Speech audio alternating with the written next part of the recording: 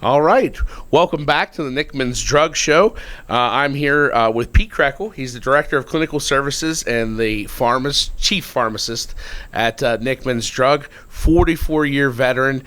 Feels like we're a veteran of this show now, Pete. We've been doing them, and I've been really enjoying it, learning a lot. And we have a very, very important topic today. Yeah. Let's be realistic. We had a lot of fun talking about me and my family and my connection back to Smock, and of course the amazing Nickman family and how they're providing, me to be here to give back to Fayette County. The second episode that we talked about, really good. We talked about insurance, drug company prices, and how maybe we need to go to Germany to get our Ozempic. And the last time we were together here in studio, we talked about some fun stuff, didn't we? We talked about going outside and playing, raking the leaves, kicking the leaves, throwing the kids into the leaves, and then of course worrying about Lyme's disease, worrying about poison ivy, and of course snake bite and venomation. That's right. We covered all of that in the third episode. This one here is probably not going to be the happy, joy time that we might have had. This is a very serious topic. And when I think serious, every time we talk about life-sustaining and life-saving, we probably are going to cast a more serious doubt. So what we're going to talk about today is opioid addiction. And we used to use terms like addicts, which now we call it substance use disorder. I don't care what you call it, the proper name, the medical name, or whatever. It hits everybody and it hits every family. So at Nickman Drug Stores, we do a lot of dispensing of buprenorphine. Buprenorphine is what we give patients with opioid addiction. We call it in our lingo today substance use disorder. We used to call it MAT, medication assisted treatment, and now we call it MOUD, medication for opioid use disorder. Okay. So we got lots of names numbers there. Yeah, you got a lot of names, but it's really all the same issue: is the addiction to opioids. And unfortunately, what can happen is the number of deaths from opioids. Now, we did get some good news. I just read it in the morning paper today that opioid deaths are down. That's great news. That's great news. But when you go in this country from 111,000 to 87,000, that's great news that it's down, but we still have 87,000 broken families as well. So these are the challenges that we have at Nickman's is, first of all, overcoming the stigma. Yes. And this happens in good families. It happens in great families. The head that Donald Trump appointed, Bobby Kennedy. I mean, is there any family in this country that has enjoyed more good stuff, homes on Martha's Vineyard, instant recognition, than Bobby Kennedy? And what's Bobby Kennedy? The first thing he's going to tell you about him? Yeah. He had a trouble with heroin addiction. Yep. It happens in every family. So that's our job as pharmacists. I always say, I have this really pretty white lab coat sporting the Nickman logo on it. But you know what? I put that on in the morning. I leave the judge's robe back in the car. Yeah. Okay, if I had a judge's robe. This is not my job to say who gets, who doesn't get, whether a person, what circumstances they live under. Right. So the first thing that we worry about with opioids, let's talk about what opioids do. It's real simple how they kill you. You stop breathing. It's as simple as that. And any opioid has the ability to do that. Any of the opioids, whether it's good old morphine, hydrocodone, fentanyl is the one that's killing everybody. And for the longest time, and rightfully so, we blamed the medical establishment. Josh, you're looking at an old guy that's been practicing 44 years. I remember back in the 1980s, the one doctor wrote a prescription for 30 Percocet. And it was like, oh my gosh, this is really serious. 30 Percocet. And then the 1990s came, and we all know the story of OxyContin. They had a single sentence published in the New England Journal of Medicine. Later on, to delineate, it was pretty much an op-ed that there was no ceiling for opioids, meaning Doesn't matter what the dose is, keep pushing it, keep pushing it. There is no top. Not like this beautiful studio. There is no top. Yeah. That's what we were told in the 1990s. I had a patient who had osteosarcoma, which is a cancer of the bones that was in excruciating pain. He was on the equivalent of, it was oxycodone 160 milligrams. They don't even have that strength anymore. He was on 5 tablets at night and 6 in the morning. Wow. Any one of those doses, even half of those doses, would have been enough to take our breathing away. Yeah. And it just goes to show you how the opioid tolerance develops. Okay. Yeah, So yeah. it takes more and more and more of the drug to get the desired effects. So that is the challenge. First of all, is we as a medical community were told it's okay. It's okay. Hey, Pete, you can dispense 300 oxycodone, OxyContin 160s for a patient taking 11 pills a day. It was okay. And that patient did pass away. And his wife said, thank you so much for working with us. He died at least comfortably. Okay. Well, today, obviously, we don't do any of that. And the truth is, I was to a Pain Week conference out in Las Vegas. My son-in-law, Mark, is like one of this nation's opioid experts in the world of pharmacy. Mark is a pharmacist, teaches at WVU, and he is like the guru of opioid pain management, any new drugs and things like that. Mark is very astute. But he always said to me, it's only a sheet of paper until you act on it as a pharmacist. Okay, so we've seen these opioids and we've seen a lot of stigma associated with it. This area of Fayette County, you have a lot of people that worked for a living. They just didn't type on a computer like I did. They were down in the coal mines. They were out in the forest dropping trees. They were working, along the highways doing pavement, and came up with a lot of overuse injuries and needed treatment appropriately. So a lot of maybe the blame seems to have come from the medical community, but the bottom line is, at Pain Week they told us, this country is not dying of an opioid problem. We have a fentanyl and heroin problem. And in Fayette County, we've got a fentanyl problem. Yeah. So let's talk about these different opioids. Yeah. Where did heroin come from? Wasn't it Vietnam? Didn't they come back with the GIs? Isn't that? I mean, that's what I think when you say that. That's some of it. Heroin was developed in 1898 okay. by the Bayer Company. A little Bayer aspirin? Yeah, a little earlier than Vietnam. Yeah, a little bit earlier than Vietnam and a year before aspirin came out. So what the Bayer scientists found was that if you took a molecule and you put 2 acetyl groups on, and think of acetic acid, think of vinegar, that family, if you put 2 acetyl groups on it, it made it penetrate better into your brain. Okay. So what they did is they took a morphine molecule, they put the 2 acetyl groups on it so it would penetrate the brain, and what happened? You get a better effect. It's much more potent because it gets to the brain immediately, like that. Okay, if you take aspirin, what does it smell like? It kind of smells like vinegar. It does. That is acetyl salicylic acid. So again, it's that vinegary smell. So that's where heroin came from. Heroin came from Bayer Pharmaceuticals. From a drug maker, yeah. From a drug maker who wanted to make a non-addictive alternative to morphine. Okay. All right? So where did methadone come from? Since you failed the opioid test. Yeah, I'm going to fail this one. Okay, methadone is called a synthetic opioid. It does not come from the opium poppy. Okay. So where do we get? Why is that important to know? Well, Adolf Hitler in the late 1930s funded his researchers to come up with a potent pain reliever, an opioid-like, that didn't rely on the opium fields in India that were under the British control. I see. So Adolf Hitler was responsible pretty much for the development of methadone. Wow. Okay. Oxycodone was also developed by the Germans. That had been around since like I think the 1919s in that area there. So you can see a lot of these drugs, even the synthetic ones, all came from the pharmaceutical industry. Right. Okay, so potency is a big deal. When we look at something like morphine, we use this measure called morphine milligram equivalence, which 1 milligram of morphine is the equivalent.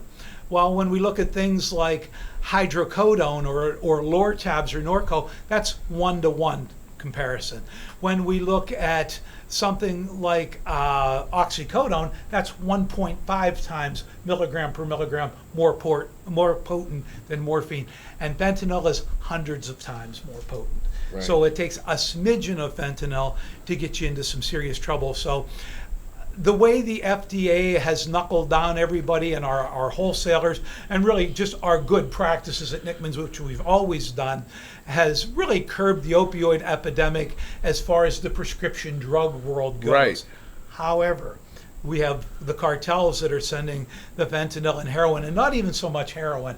Heroin's hard to do because you had to have the plant growing, right? Whereas with fentanyl, you make it synthetically in a lab. Yeah. So fentanyl, that's where it is. It's being made in a lab, but it can be made by people on the street too. It's not just coming from pharmacy. It's not coming at all from pharmacy. The fentanyl that you get in the hospital, that's through all the regular channels, but I don't know that most of us can make it. Usually it's a cartel with a lab. So there is science that goes into it. It's not just Joe Schmo can cook up some fentanyl. Oh, no. It's imported.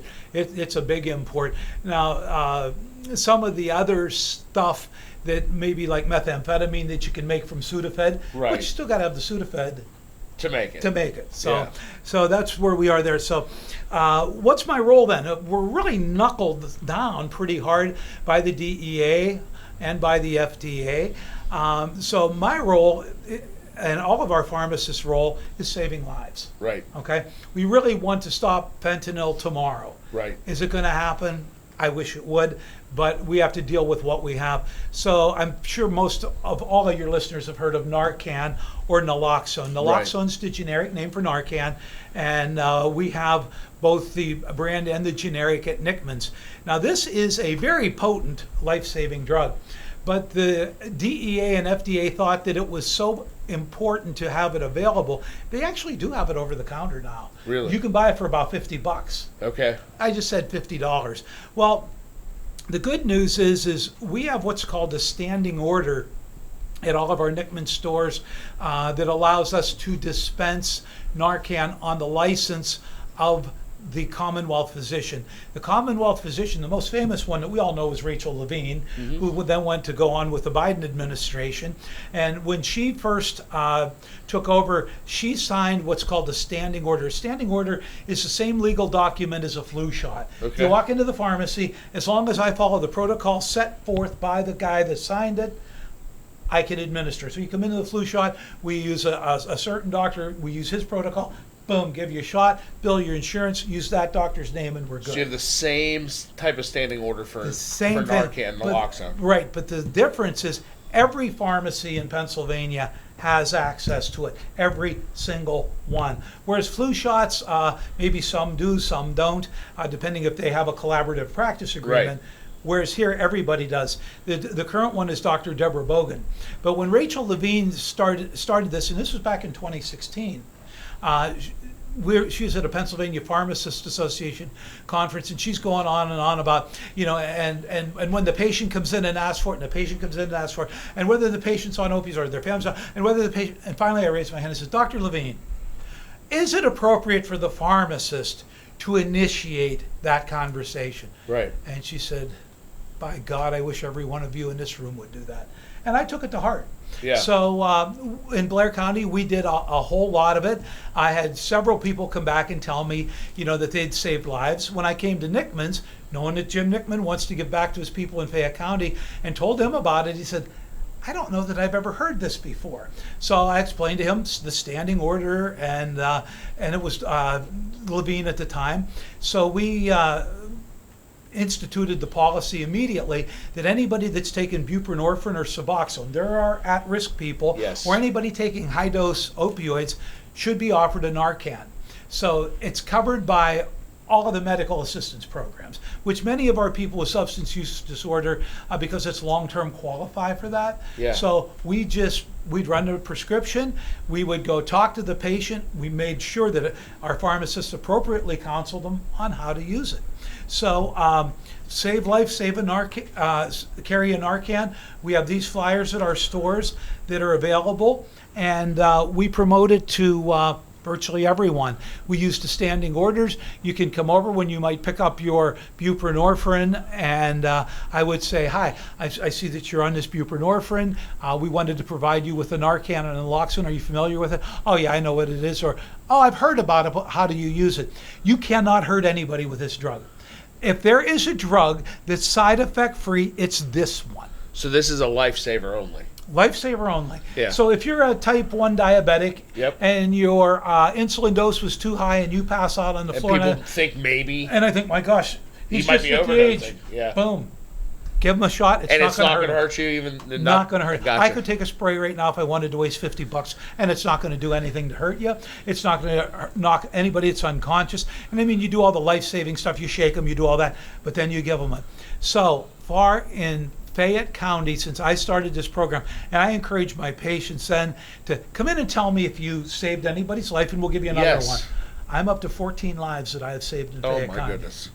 14 That's amazing. lives. It's wonderful because, again, everybody deserves that second chance, that third chance, maybe it's the 10th chance. It doesn't matter. It's a life. Oh, but wait, don't they have Narcan parties? I read about that on Reddit. Get out of here with that. There is no such thing as a Narcan party. I had one guy at Dr. Gates' office that was on buprenorphine, and I went in and was talking to him about Narcan, and he said, oh, I've been Narcan 5 times. I said, the concern that everybody seems to have, which has never been founded, aren't you going to push the dose of your opioid higher so that you can get more of a high, but you have the Narcan to save you?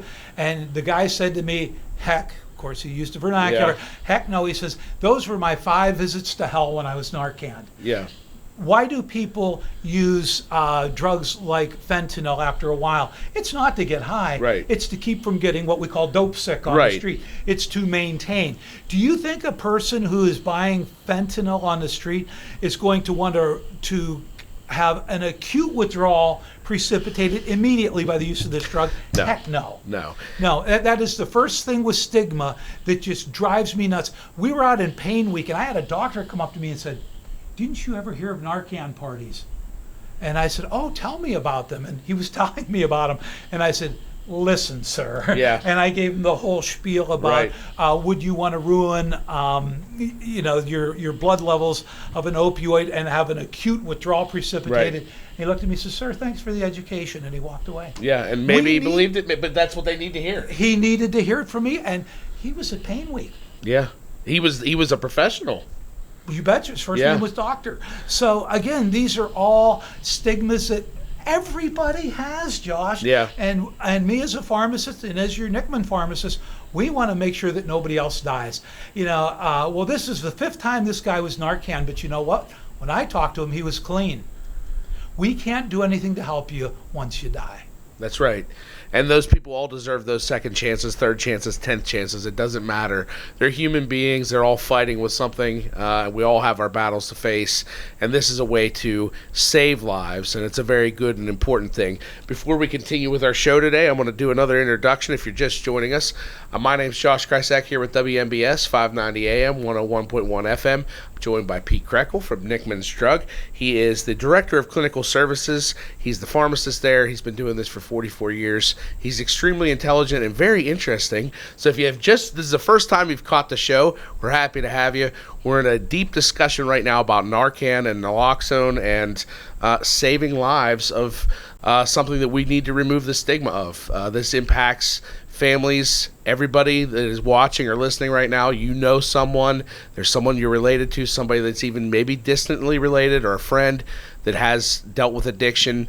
Drugs are a part of our lives, and we need to do the best we can to be good stewards of those folks that are suffering with it. So back to you, Pete. All right. Hey, Josh, do you have a fire extinguisher in your kitchen? I do. Why?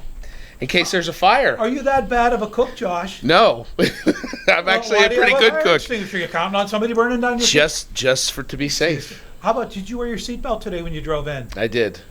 Why? Are you that bad of a driver? I'm pretty good. No accidents. Again, we do these things in the course of a day, like fire extinguisher in the kitchen, seat belts, car seats. Well, my mom brought me home from the hospital in 1958, holding me in her arms. Right. But do you think we do that with Luke and Leo? I mean, they're strapped in tighter than John Glenn was when they launched him up in a rocket. And what is bad about that? Nothing. It's Nothing. keeping them safe. Exactly. And so we do these things, and naloxone or Narcan is one of those things that I have battled for years. And I have battled insurance companies on our reimbursements when they were paying us less than the cost of the drug, because some pharmacists would say, well, we can't lose money on it. Well, I've twisted enough arms, maybe busted enough heads, that we were able to get the reimbursement that the pharmacies were not at least losing money on it. So I encourage you to go in and talk to your pharmacist. If you're a Nickman's patient, by all means go in and talk to him. If you're not a Nickman's patient, your pharmacist has standing orders. They're on file on the health department, and you can easily take care of that. Mm-hmm. So these are the things that we need to do is to avoid the stigma. Now, my son is a type 1 diabetic, okay? And he uses insulin. He uses it every single day. I guess you could say he's addicted to insulin. No, that's not an appropriate right, term. right. But he needs something like that to keep himself alive. Right. I take blood pressure pills. They keep me from having a stroke. And what we treat our patients with opioid use disorder that seek help is a drug called buprenorphine. Okay. Suboxone is more the vernacular name. So buprenorphine it's called a partial agonist, which if you take morphine, okay, and this is your morphine receptor, it's going to cover it completely. Morphine's a full agonist, wraps the molecule around the receptor entirely, whereas a partial agonist just kind of lays its hand on the top of it. I see. Okay, so that's a partial agonist. So it's not a full agonist, it's partial, but it sticks really well. So it only needs to be dosed twice a day. So what that does is that occupies the receptor and decreases the cravings. And that's what we are trying to do with this drug, is decrease the cravings. Are people going to be on it for a lifetime? And if they are, again, what's bad about that? What's bad about that? I can't tell you how many buprenorphine patients I have talked to that are working on roofs, that drive vehicles, that work hard as anybody else. And there are, my wife, when she worked at a clinic in central Pennsylvania, there were a couple nurses and physicians who wouldn't let her bill the Suboxone on their insurance because they didn't want anybody to know about it. They paid cash for it. So it hits everybody. Right. This isn't just, the guy that's sleeping out in a underpass somewhere on Route 40. We're talking everybody, unfortunately, has the potential for risk.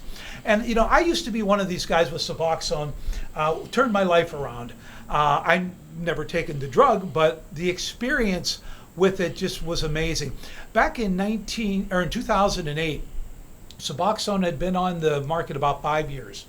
And we were sitting down having dinner with a psychiatrist. I wasn't on his couch, Josh. I was at a restaurant, and it was a drug company funded deal. And I said to him, Dr. Tim Durstein, and I say this guy's name every chance I get when we talk about stigma. I said, Tim, I got a question for you. We're dispensing this Suboxone 8-2 all the time, twice a day. And I've had guys on it 3 and 4 years. Heck, some of them since it first came out. I said, when are you psychiatrists going to start taking people off of it? A great question, isn't it? And he said, Pete, you're talking like a pharmacist. He said, and I don't mean that disrespectfully. Mm-hmm. He said, it's how you were trained.